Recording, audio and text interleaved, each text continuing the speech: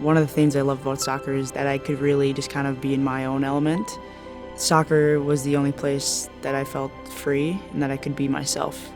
It was where I felt that people saw me as like somebody.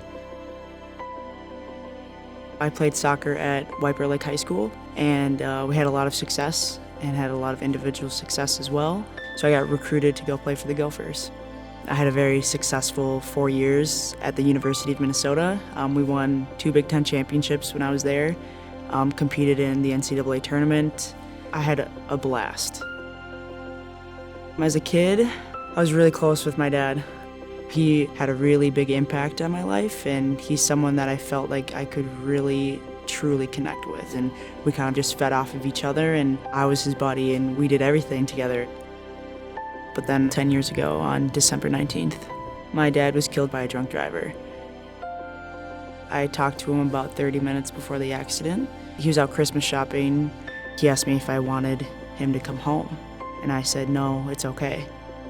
When he didn't come home, I felt like it was my fault. And if I would have said, yes, Dad, like I want you to come home, maybe things would have been a little different. I was 12 years old, and so I was old enough to understand my dad passed away, but then I was young enough that I didn't know how to handle it. I felt a piece of me died. I felt a piece of me just disappeared, so I kind of shut down for a really long time, and then I was like, okay, soccer and sports, that's going to be my life now. So I found my identity in that, and I would practice 4 or 5 hours a day. I would be at the soccer field, jumping on any team that I could find, just to try to avoid anything that related to my father. I wanted just to not talk about it, and I wanted it to go away. Soccer was everything to me. So it got to a point where it was very unhealthy, and I felt I was in a really dark place, and it just kept getting darker over the years, I think, and I never wanted to deal with it. The harder I trained, the emptier I felt, and my academics started to kind of slip away. So as I tried to push for soccer, other pieces of my life kind of fell apart. I was really depressed. I had a lot of anxiety. I always felt alone.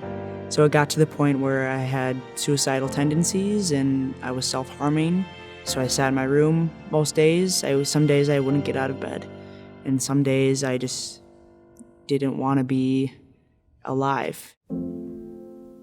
My sophomore year of college, one of our teammates texted and was like, hey, there's this ministry called Athletes in Action. Is anybody interested in joining? And I was like, I'm gonna go try it out and see what happens. It was kind of like, okay, God, if you don't show up here, then it's over. Like, I don't wanna be on this earth anymore. And they gave us this pamphlet called, Do You Wanna Know God Personally? And on the back, there was a prayer of, it's like, if you're ready to accept Christ into your life, you can pray this prayer. And I prayed it that day, and that small thing led into something really big and really miraculous. So after I prayed to accept Christ in my life, I honestly didn't feel a whole lot different, but I knew something had changed. I just can't really explain it.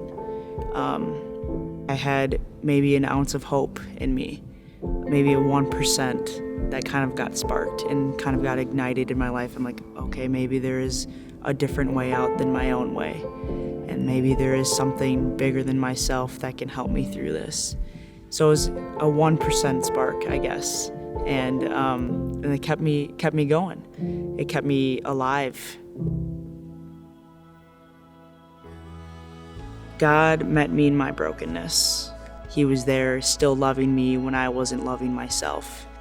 I felt him reach out his hand and he's like, Tarah, grab it. And I grabbed it and I ran with him. And he never let me go.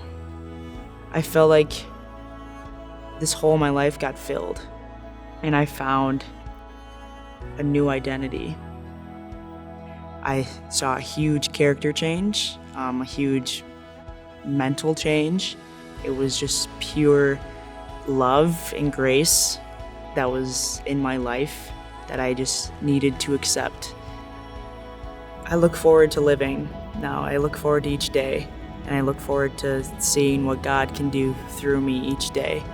Life's still not perfect now, but I have a firm foundation, and I have the confidence in God that He can bring me through it, because I can't do it on my own, and I can't do it without God and His strength. For somebody who hasn't given God a chance, I would say if there's that 1% in you that's like maybe, take the leap of faith and grab His hand and trust in God that He will pull you through and He will be your 100%.